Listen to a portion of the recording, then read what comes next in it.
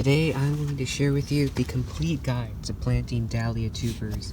As you can see here, I have a labyrinth dahlia, which I'll show you a picture that'll pop up. And what you all want to look for is just to make sure all the rhizomes are healthy. If any of these here are squishy, you will want to cut them off. And then the second thing you want to look for is life, signs of life. And in this case, it's actually located in the eyes. And there's actually an eye, or where a sprout will come up right here. It's very hard to see on camera, but it's right there. There's a sprout getting ready. So all you have to really do is dig a decent sized hole, as I have.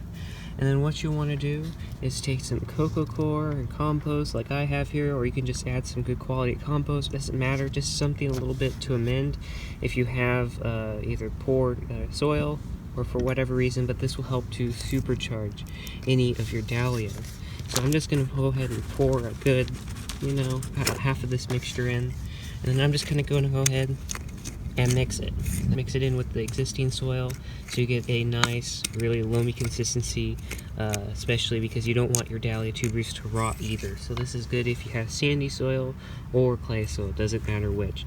And then all you'll want to do is go ahead and just add some Osmocote, slowly release fertilizer. It can be organic, synthetic, just a little sprinkle, especially at the beginning of the season. Nothing too big, something like that. And then go ahead, mix it in. You can always use dusting of blood, or bone meal rather. That will be very good for a dahlia. And then all you have to keep in mind is orient it the way that you want it. But generally dahlia tubers will come in with the stem. You can tell that this is the stem, so you know that this is the way you want to be planted up. On some tubers it might be a little less obvious, so you want to make sure that you're pointing it up the right direction. But if you're ever in doubt, just kind of tilt it to one side and you'll generally be okay, because the sprouts or the eyes will of course shoot towards light. And then all you want to do, and this is why you want to have a deep enough hole and wide enough hole, is some dahlia tubers are a lot bigger than others. So depending on the size of your dahlia tuber, you want it to be at least this size. So it's probably a good 6 inches across. You want your hole to be at least 6 or 7, enough for the dahlia tubers just to be able to spread out. And you want to bury it, especially if you live in zone 8, you want to bury it at least about 2 to 3 inches below the soil surface. They are a zone 8 perennial, zone 8 through 11. If you live in a colder climate, you'll have to dig them up and store them inside, which I'll be doing a video on in the fall.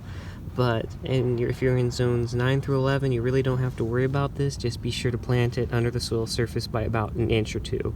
But you can always go a little bit deeper in a little bit colder zones. Even in zones 7, you can, if you mulch really good, generally they will, about 85% of the time, they will survive during the winter. So if you have like hundreds of dahlia bulbs and you don't want to dig them all up, then that is a good solution if you live in those colder zones.